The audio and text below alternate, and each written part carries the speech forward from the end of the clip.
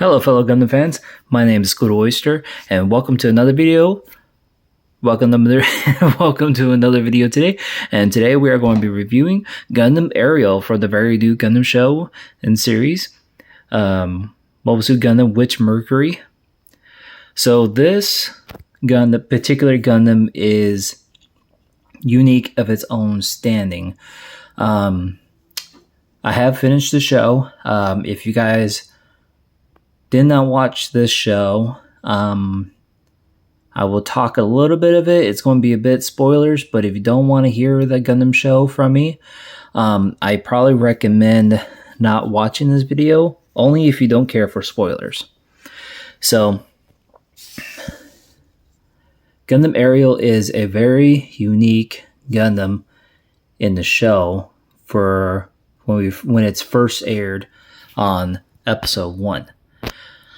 The body feature from the Witch Mercury series are unique for each mobile suits. The storyline could do a little bit better. Honestly, it kind of got me confused on which main villain it was, because it jumps to one person to another person, then another person, and then the last person, which would be your second choice, who would be the main villain or so. But there's a lot of backstabbing between each other for each three organizations. I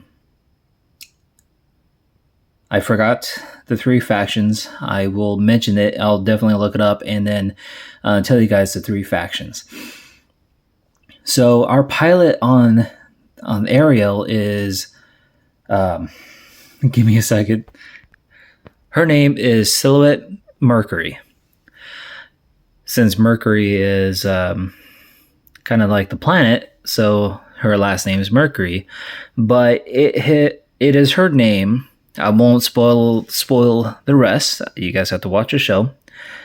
So this particular mobile suit to wear in the show, there's these systems on every mobile suit, particularly for the Gundams. They are called permit score. So these permit score is a enhancing system to where people, it's kind of like a double-edged sword.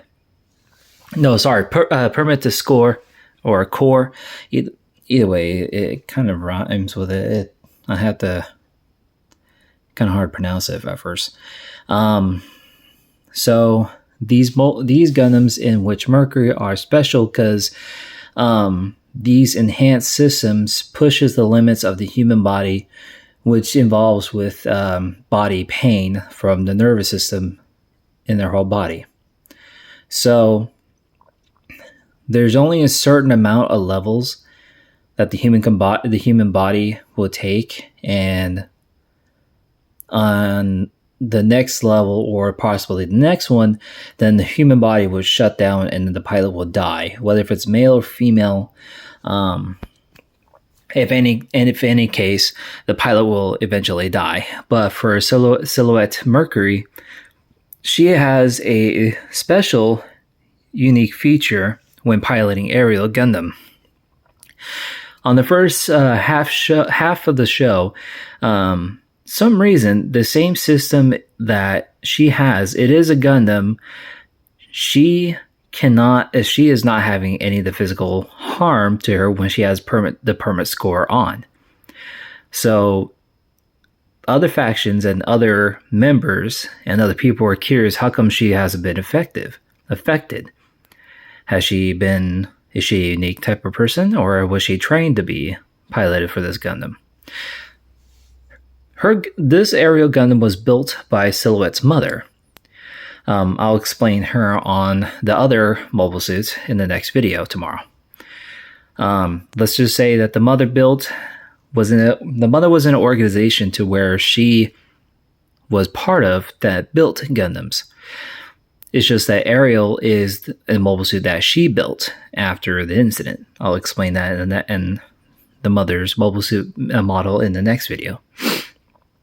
Now, if you look on the body features to where it is very unique, but it reminds me much of Iron-Blooded Orphans, to where if you like see the joints, the torso, the legs, the back, and kind of a mixture between Gundam Requinista and Iron-Blooded Orphans. That's what I thought while watching the show. It felt like it was Iron Blood, so like it was going to be good. There was a bit of dark scenes, but they weren't that dark for some reason. So this mobile suit, I'm talking so much. So the body of this mobile suit is very unique. I would say it comes close to the Iron-Blooded Orphans models. So look at the head gesture. Hold on, let me clear that out. So look at the head. It is kind of a weird shape in a way. It has two Vulcans on its head. And then also you guys can have like stickers on this little part right here on its chest piece. Or her chest piece, I should say. This Gundam is actually a girl. I'll explain that on the other aerial model that we have later. And also the shield, it is a unique shield to where it comes together, but it disassembles each other. Basically, the shield is a funnel shield in a way, or a bit shield. It comes apart at each other, and then it will attaches itself to the body, and then if it needs to have a shield, it will become a shield.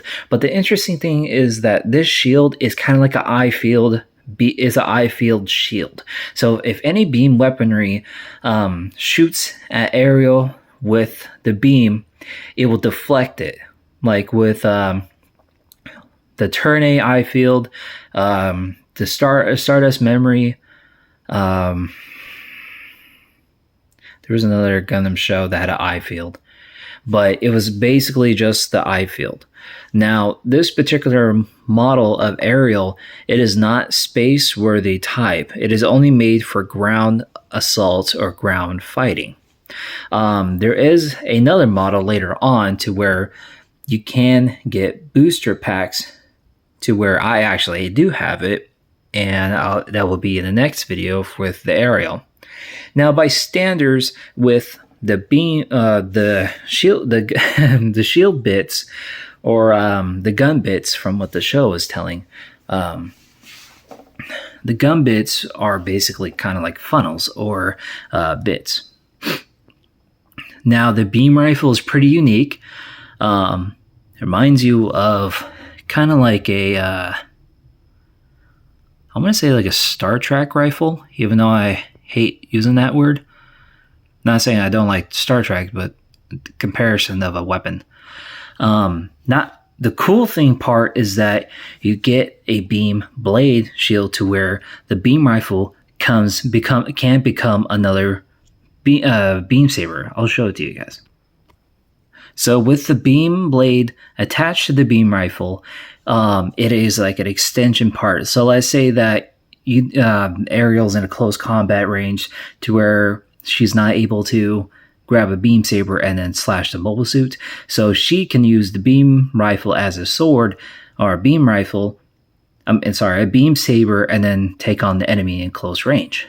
Now, these two gray parts become an extended barrel for the beam rifle to make a precision shot to any of the mobile suits that is their target.